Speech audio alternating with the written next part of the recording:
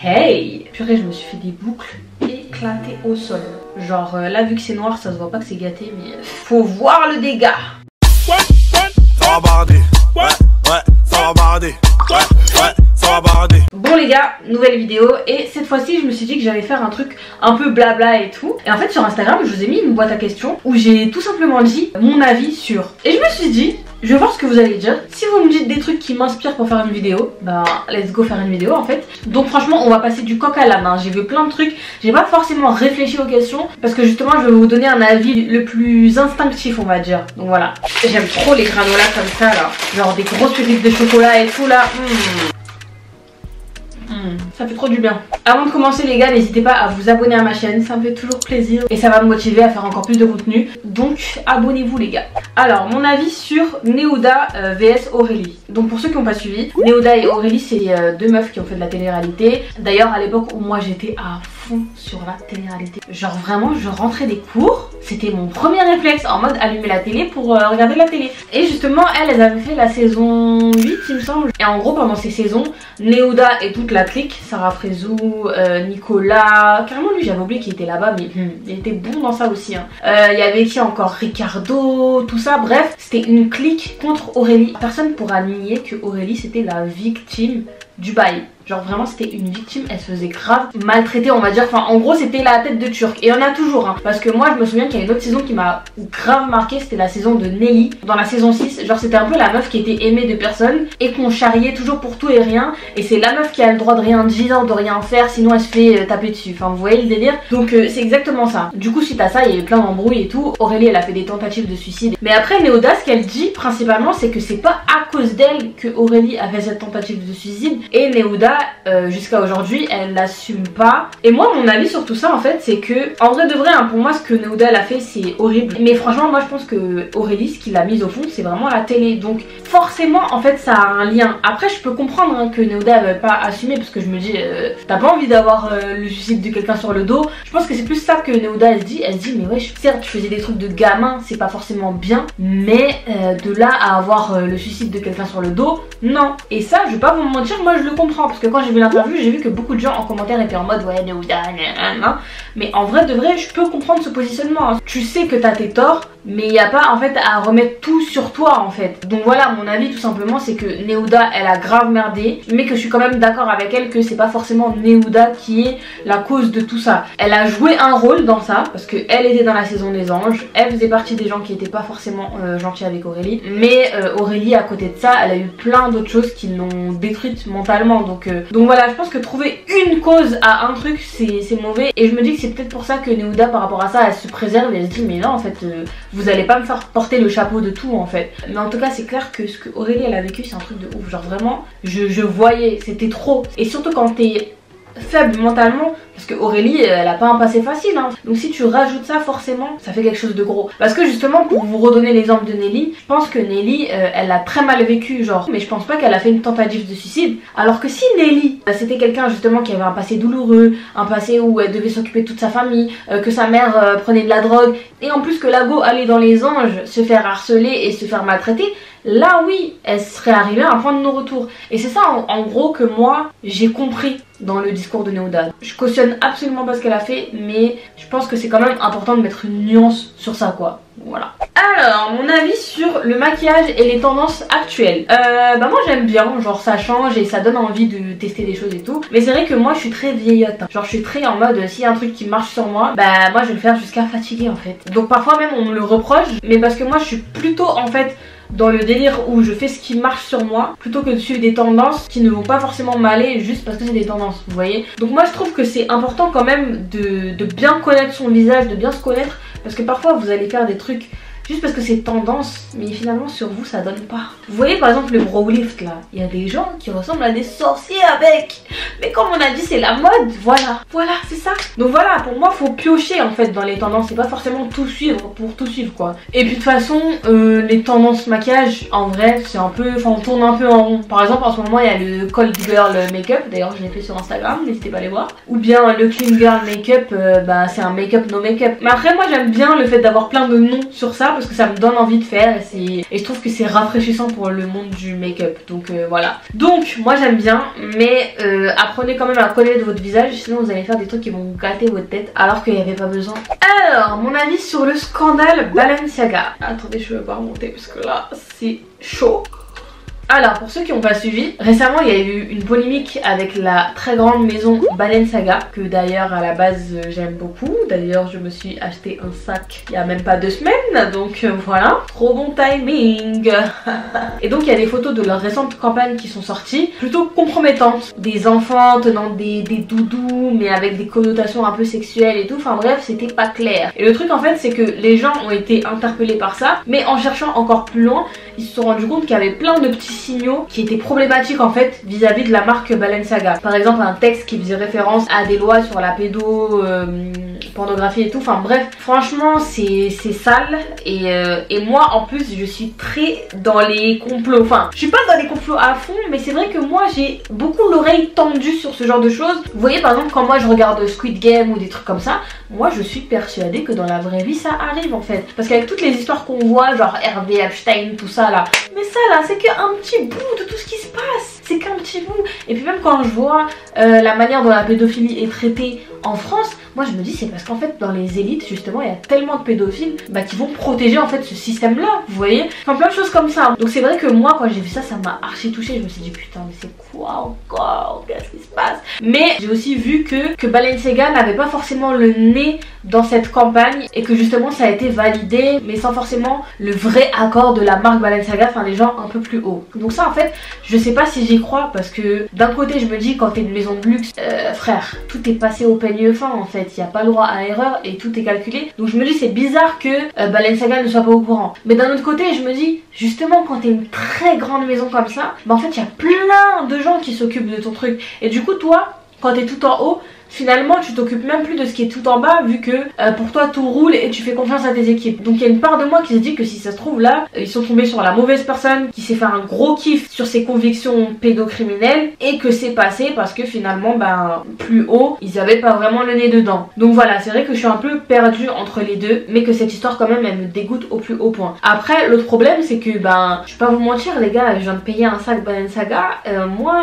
ça me fait mal de le jeter à la poubelle ou de ne plus l'utiliser, vous voyez. Donc c'est vrai que moi j'ai du mal avec ça, le fait que dès qu'il y a un truc, allez faut tout jeter. Enfin je sais pas, par exemple Kanye West quand il a eu la polémique, tout le monde doit jeter ses Yeezy. Enfin vous voyez ce que je veux dire, moi j'ai quand même une gêne par rapport à cette manière de faire, enfin par rapport à ce boycott un peu. J'en parlerai après parce que j'ai beaucoup de questions sur le boycott. Donc voilà, enfin pour moi si je porte un sac Balenciaga, ça veut pas dire que je cautionne la pédophilie etc. Enfin vous voyez ce que je veux dire. Je trouve que faire ces raccourcis là c'est super dégradant et réducteur en fait. Encore si c'est en mode là je suis au courant de la polémique et demain je vais acheter un sac Balenciaga, oui c'est un petit peu problématique, c'est un peu bon voilà. Mais si là je l'ai déjà chez moi, je suis désolée les gars mais je vais pas le jeter. Donc cette histoire elle m'a dégoûtée, mais je vais pas vous mentir, c'est pas pour autant que mon sac je vais le mettre au feu. Et ça fait pas de moi une personne qui cautionne ce qui se passe. Sinon les gars, franchement on cautionne beaucoup de choses hein. Rien que nos téléphones là, on cautionne des choses hein. Donc voilà. Alors, mon avis sur FaceApp. Ça exagère un peu là, ça fait un peu catfish. Alors, FaceApp. Donc pour ceux qui connaissent pas, FaceApp c'est une application de retouche qui te rend archi fraîche, archi speed. Et donc cette application elle est de plus en plus achetée et utilisée. Et c'est vrai que maintenant quand tu vas sur Instagram, une personne sur deux a du FaceApp sur sa tête. Donc moi je vais vous donner mon avis. Déjà pour parler français, oui j'utilise FaceApp. Je sais pas si ça se voit, je pense que ça se voit sur certaines photos et sur d'autres non. Moi quand j'ai découvert cette appli, j'ai trop aimé. Genre vraiment, tu mettais la retouche et ça faisait ce petit cling sur ta photo. Non, moi j'ai trop aimé. Mais c'est vrai que moi-même je me suis rendu compte que à force d'utiliser cette appli, finalement je n'arrivais plus à ne plus l'utiliser. Et c'est vrai que pour beaucoup de personnes ça les empêche d'avoir du recul sur eux-mêmes. Genre ils sont tellement habitués à retoucher leurs photos qu'ils ne se ressemblent même plus. Ils ont même plus la même tête, vous voyez. Donc en vrai de vrai moi je suis pas contre FaceApp parce que moi-même j'utilise donc bon. Mais pour moi tout est une question de balance en fait. De toute façon les gens qui abusent de FaceApp ça se voit direct. Genre ceux qui utilisent le filtre film par exemple, qu'est-ce que vous avez dans la tête? Alors que si tu utilises FaceApp, que tu utilises par exemple le filtre soie, le filtre Hollywood 4 mais que tu le mets à 1, 2, bah finalement ça te donne un petit peps au visage. C'est clair que ça te change quand même le visage, mais moi on me voit sur Insta, on me voit dans la vraie vie. Enfin, de toute façon je fais des vidéos YouTube, là vous me voyez. Si vous allez sur mon Insta, vous dites pas que c'est pas la même personne, vous voyez. Donc moi c'était ce côté là que j'aimais bien, c'était ce côté un peu glam, genre qui a ajouté ce petit côté, voilà. Mais c'est vrai qu'il y en a beaucoup qui dosent pas. Même moi parfois je me dis, Shaina là t'abuses un peu, parce qu'en fait c'est trop dur d'avoir du recul sur soi-même. Donc si on veut être utopiste et voilà, on veut avoir la bonne parole, oui tout le monde devrait supprimer FaceApp et arrêter de retoucher les photos, mais tout le monde ne va pas le faire. Donc moi je préfère avoir un discours plutôt réaliste plutôt que de faire la meuf en mode ouais ça serait trop bien de supprimer, franchement ça c'est un truc à la société. J'ai pas le temps pour avoir ce genre de discours, surtout si moi-même je suis pas carré avec ça. Donc moi le seul truc que je dirais, franchement les gens n'abusez pas de FaceApp, essayez d'utiliser les filtres les plus doux, d'éviter le filtre film, genre même si ça vous démange, même si vous aimez trop votre tête avec, vous ressemblez pas à ça. Et puis même quand ça se voit trop, finalement c'est ridicule, enfin voilà. Après moi je sais que justement quand par exemple je me fais un full face comme ça là, bah quand je mets du FaceApp on dirait que j'ai mis le filtre film, tellement que ça fait trop. Sur ma photo justement où j'ai le sac Balenciaga, j'aime pas trop parce que mon visage il est dur, genre, et je trouve que le FaceApp ça durcit mon visage. Donc c'est là justement où il faut doser et même éviter d'utiliser FaceApp parce que finalement ça vous sert à rien quoi. Donc voilà, franchement les gars, faites attention avec ça parce que je pense que ça peut aller très loin. Le truc il est tellement installé que finalement t'es tenté de toi aussi mettre une petite touche de waouh à ton visage quoi. Mais faut toujours se rappeler que c'est futile et que ça c'est les réseaux et que on aura beau faire tous les trucs qu'on veut, mais dans la vraie vie on va nous voir, dans la vraie vie on va savoir. Donc tant que vous êtes ok avec vous-même, vous cherchez pas à vous camoufler mais justement vous cherchez à vous sublimer d'une certaine manière, moi je trouve que ça reste ok. C'est triste mais c'est ok, vous voyez. Alors que quand vous rentrez dans un système de transformation où limite on vous reconnaît même plus sur votre photo, bah là faut vous poser des questions et là faut mettre peut-être le frein à main et vous dire bon ok, je me calme avec FaceApp. Et justement celles qui l'utilisent pas, franchement bravo, genre si vous l'utilisez pas c'est très bien. D'ailleurs en tant qu'influenceuse c'est grave un cercle vicieux parce que même si t'as pas envie de le faire, parfois tu le fais parce que tu te dis vas-y faut que la photo elle pète, genre faut que les gens soient en mode waouh. Ou même genre si toi tu l'utilises pas, bah finalement tes collègues ils vont l'utiliser, elles vont avoir ce truc waouh et toi tu vas pas l'avoir alors que tu peux l'avoir, enfin vous voyez. Et moi franchement j'assume, hein, je sais que c'est pas bien, genre c'est pas le top quoi de faire ça. Mais voilà, la seule chose que moi je peux faire à mon échelle et je peux conseiller c'est de doser hein, tout simplement. Après aussi on va pas se mentir, les gens qui font des trucs sur FaceApp en mode regardez comment cette appli est choquante, regardez comment elle transforme trop le visage, c'est toujours les gens qui vont mettre les plus gros filtres et qui vont faire une photo de pas maquillée et maquillée. Mais personne fait ça finalement, enfin en tout cas c'est très rare. Moi je pense que plus de 50% de gens que je suis sur Instagram ils ont du FaceApp et leur tête ne me choque pas, genre c'est pas en mode oh vous voyez, enfin non, faut aussi arrêter avec ce truc de oh avant après, enfin les gens qui utilisent FaceApp régulièrement finalement ne font pas ça, donc voilà. Alors mon avis sur le boycott en général, donc justement je voulais revenir sur ça. Bah en fait moi j'ai beaucoup de mal avec ça, de toute façon tout ce qui est boycott, cancel culture, parce que je trouve qu'on est trop pragmatique dans un monde hyper nuancé en fait. Et moi aussi justement j'ai vu la vidéo de Cyrus North à ce sujet et je suis complètement d'accord avec lui en fait. En fait sur 100% des gens qui vont boycott, il y a seulement 20% qui vont vraiment faire un sacrifice, genre vraiment être dans un boycott pur et dur. Mais 80 autres pourcents vont boycotter parce que ça les arrange et finalement parce que pour eux c'est pas un truc de ouf. Par exemple ceux qui vont facilement boycotter Balenciaga, c'est justement ceux qui ne consomment jamais chez eux ou rarement, ou savent qu'ils ne peuvent pas forcément se permettre d'acheter là-bas, donc ils se disent bon bah ça c'est classé sur le côté. L'exemple de la Coupe du Monde c'est un exemple aussi parfait. Ceux qui vont boycotter, bah c'est ceux qui sont pas fans de foot. Moi par exemple Ella, frère, Ella il peut mourir pour le foot, genre c'est sa passion. Comment vous allez dire à Ella de pas regarder la Coupe du Monde parce que il faut boycotter le Qatar, etc. Enfin vous voyez ce que je veux dire. Pour lui ça va être beaucoup plus compliqué que pour moi. Mais du coup le mérite il est où en fait dans le boycott? Finalement les gens profitent juste de quelque chose qu'ils ne font pas pour se donner bonne conscience. Et les gens justement qui ne vont pas faire ce boycott vont être traités comme de la merde, comme des gens sans cœur. Alors que eux, à leur échelle, ils vont boycotter d'autres choses. En fait pour moi il faut accepter qu'on n'a pas le même niveau de boycott, chacun fait ce qu'il peut à son niveau. Et voilà, que pour moi reprocher à quelqu'un de pas assez boycotter ou de pas boycotter comme les autres le font, c'est pas juste en fait. Donc voilà, après moi je trouve que c'est quand même important d'être un minimum engagé, vous voyez. Mais encore une fois en fait chacun sa révélation, genre c'est pas parce que toi t'as ta révélation et que tu vas tout jeter du jour au lendemain que tout le monde doit faire comme toi. Et c'est ça sur énormément de sujets. Ton avis sur le fait que YouTube cesse de fonctionner? Bah déjà ma première réaction c'est que je trouve ça logique. Parce que YouTube ça y est, ça commence à faire très longtemps que c'est une plateforme installée. De deux, il y a énormément de plateformes émergentes. Il y a eu Instagram en 2012, il y a eu TikTok en 2018 il me semble, enfin en tout cas dans ces eaux-là. Donc forcément ça enlève de la place à YouTube. En fait c'est logique, c'est comme dans tout en fait. Forcément si t'as plus d'offres, t'as moins de demandes. Avant nous justement, on avait que YouTube pour avoir une vidéo d'un tuto ou peu importe. Alors que maintenant, bah, sur TikTok, tu peux l'avoir en 1 minute. Donc pour moi, je trouve ça logique en fait que YouTube ça ait perdu un petit peu de sauce quoi. Mais c'est pas pour autant que YouTube va s'arrêter demain quoi. Enfin voilà. En tout cas moi je suis ok avec ça. Et puis même comme vous savez je suis sur toutes les plateformes.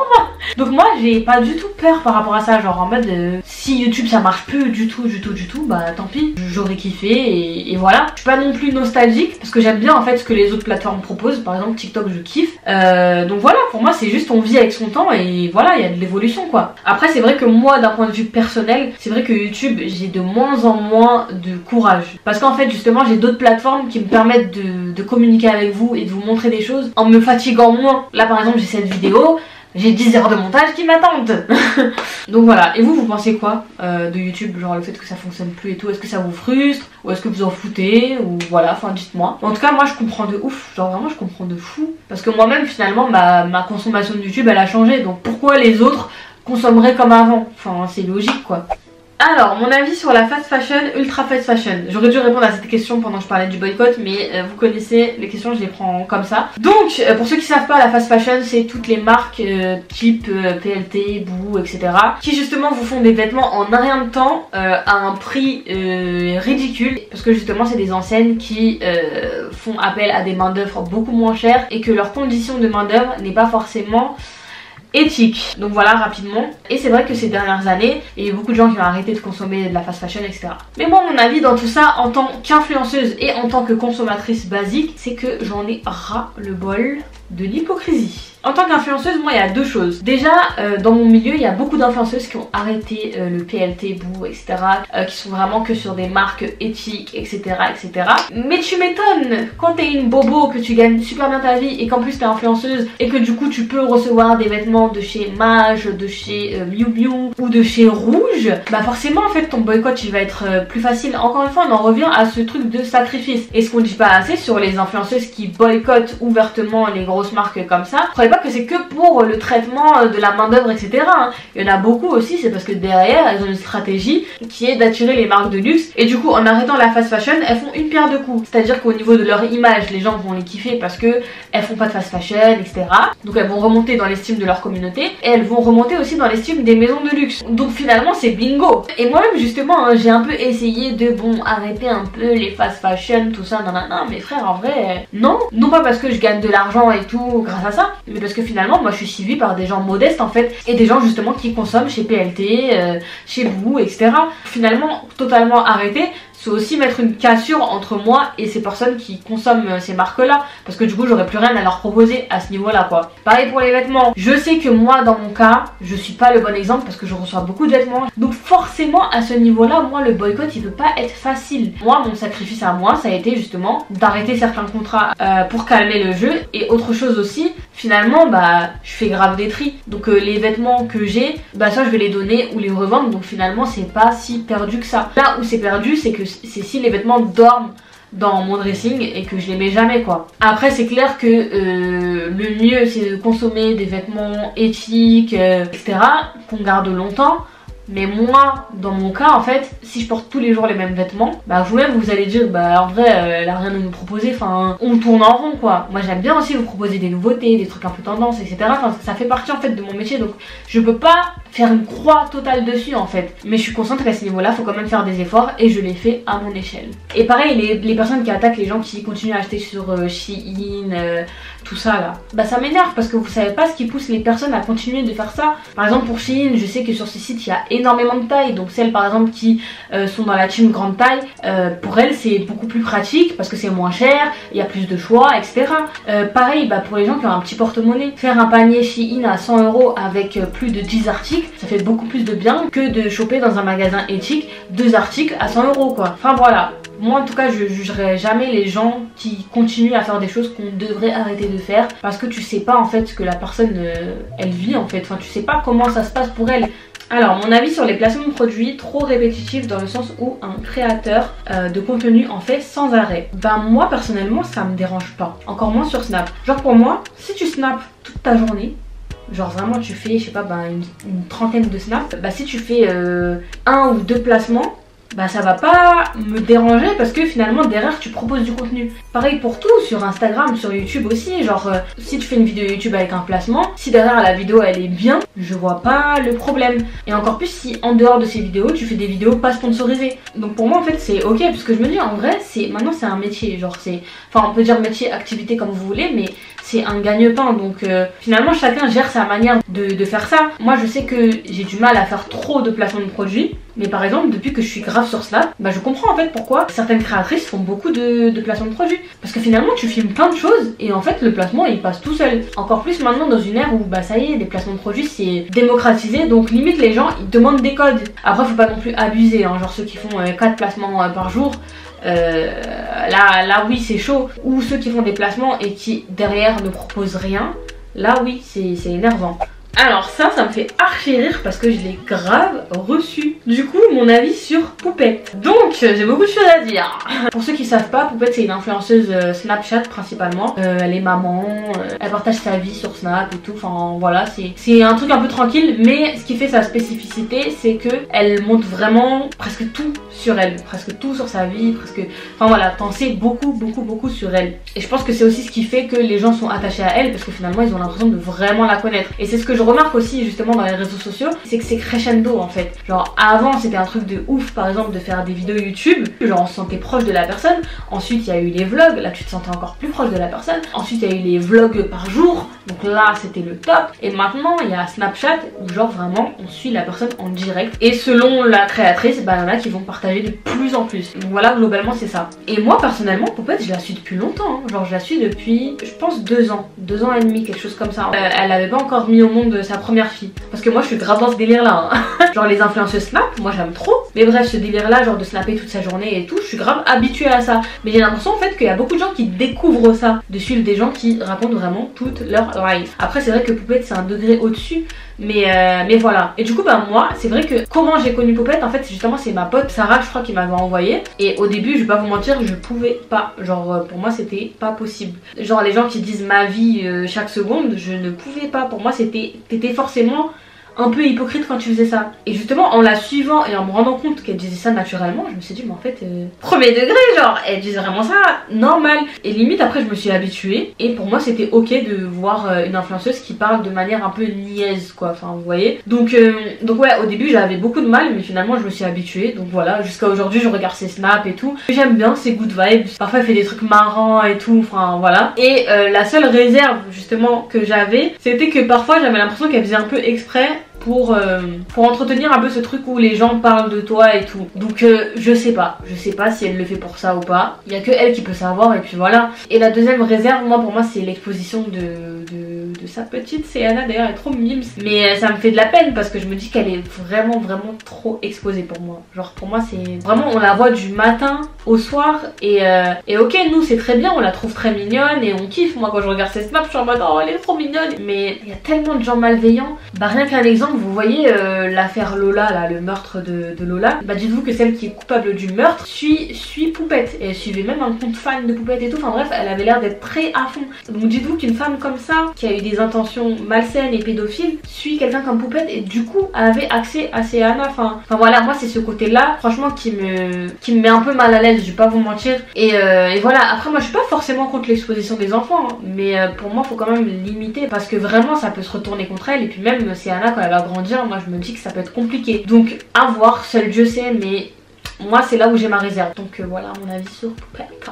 Alors mon avis sur TPMP. Donc je pense que vous êtes au courant, mais TPMP c'est vraiment mon émission, genre je regarde tout le temps. Et je sais que c'est très problématique, il y a beaucoup de gens qui trouvent que les gens qui regardent TPMP sont écervelés, etc. Mais justement moi j'ai envie de mettre une réserve sur ça. C'est pas parce que je regarde TPMP que je suis d'accord avec tout ce que Cyril fait ou ce que les gens disent. En fait j'aime juste cette émission parce qu'il y a un peu de débat, il y a un peu d'actu et tout, et je trouve ça divertissant. Mais j'aime pas en fait le comportement des gens en mode ouais les gens qui regardent TPMP c'est vraiment des gens sans cervelle ou je sais pas quoi. Mais pour qui vous vous prenez pour juger les gens comme ça? Ça veut rien dire. Genre moi des fois je regarde TPMP, Cyril Hanouna, je vous cache pas, parfois je parle mal sur lui parce qu'il fait des trucs qui m'énervent, mais il y a aussi des fois où je rigole parce qu'il me fait rire. Enfin voilà, c'est de la télé quoi, c'est pas si profond que ça. Donc moi j'aime bien regarder TPMP et j'assume. Il y a des moments où ça me saoule plus que d'autres parce qu'il y a des moments où c'est trop les sujets, mais j'aime bien, c'est une émission que j'aime bien et j'ai pas de honte à le dire. Et c'est pas parce que je regarde que je suis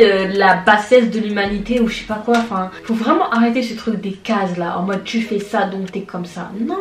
Après si vous voulez mon avis sur ça, ce qui me gêne vraiment c'est la manière dont Cyril traite ses chroniqueurs. Genre parfois je suis en mode mais surtout Benjamin, la façon dont il était haut dans la sphère là, maintenant il se fait vanner par Cyril. Non, parfois ça me met mal à l'aise. Ou même Daniel Moreau, genre je me dis une femme d'un âge comme ça, genre on lui fait des allusions un peu gênantes là, je me dis comment elle fait. Donc voilà, c'est vrai qu'il y a ces trucs là qui font que parfois je suis en mode franchement il abuse. Mais ça m'empêche pas de regarder quoi. Peut-être que je fais mal parce que je participe à l'audimat, mais c'est pas pour autant que mon avis il est pas nuancé quand je regarde. Alors, mon avis sur la Star Academy. Ne partez pas sans moi, laissez-moi vous suivre. J'aime trop, j'ai trop aimé et j'y ai cru dès le début, je savais que ça allait péter. J'ai trop aimé. Les gens ont du talent, les gens sont simples, ont pas la personnalité en mode télé-réalité, toujours pareil, grosse bouche, grosse fesse, on est fatigué. Et voilà, c'était sûr que ça allait marcher. Je kiffe le chant, je kiffe la danse, donc c'était sûr que ça allait me plaire. Pareil les profs, j'ai trop kiffé, genre chaque prof avait un truc que je kiffais. Enfin vraiment j'ai trop aimé. Et j'espère qu'ils vont continuer à refaire, donc voilà. Cœur sur la Starac. Alors, mon avis sur l'hypocrisie entre influenceurs. La question elle est vaste quand même. J'aurais pu tout dire et rien dire à la fois. Mais c'est clair qu'il y a une hypocrisie qui plane. Hein. Il y a des gens qui vont vous sourire fois 1000, mais qui derrière vont vous casser du sucre avec d'autres personnes quoi. Enfin ça arrive très souvent quoi. Mais bon, comme je dis souvent finalement c'est quoi? C'est le résultat de l'être humain. Que ce soit chez les influenceurs ou au bureau, vous avez le même comportement. Des gens qui vont parler sur vous, vont essayer de se mettre plus en avant envers des personnes ou envers des marques, et en l'occurrence dans le monde du travail envers un boss, pour se mettre au dessus et vous mettre en dessous, enfin voilà quoi. Donc moi j'y prête pas trop attention, enfin je me dis que c'est symptomatique de la vie tout simplement et que ça sert à rien de se prendre la tête pour ça. Moi le seul truc qui me fait chier avec le monde de l'influence, c'est que je me dis avant le monde de l'influence j'avais jamais d'embrouille, jamais de galère et tout avec les gens, mais depuis que je me suis lancée j'ai eu que ça. Que des problèmes par-ci, par-là, me retrouver à unfollow des gens parce qu'ils ont fait ci, parce qu'ils ont dit ça. C'est fatigant et t'as l'impression d'être une meuf à problème ou des trucs comme ça, enfin ça monte très vite et c'est vraiment relou genre. Mais bon c'est comme ça, c'est le milieu et puis de toute façon avec le temps tout se remet dans l'ordre. Je finirai sur ces belles paroles. Donc voilà les gars, c'est la fin de la vidéo, j'espère qu'elle vous a plu. Il y avait encore quelques questions mais j'avais peur de faire trop, donc dites-moi si vous aimez le concept, si jamais vous kiffez, franchement avec plaisir je le refais avec d'autres questions. Et dites-moi si vous voulez que je continue comme ça, genre en facecam ou genre je parle avec juste un petit thé, ou si vous voulez que je le fasse en mukbang, donc pendant que je mange un plat ou pendant que je me maquille. Donc dites-moi, choisissez, soit comme ça, soit en mukbang ou soit en make-up. Donc voilà, n'hésitez pas à me dire, comme ça moi je suis fixée et on avance ensemble. Et voilà, abonnez-vous, likez, commentez, partagez comme d'habitude et on se fait plein de bisous. En attendant, à la prochaine et prenez soin de vous. Tchuss.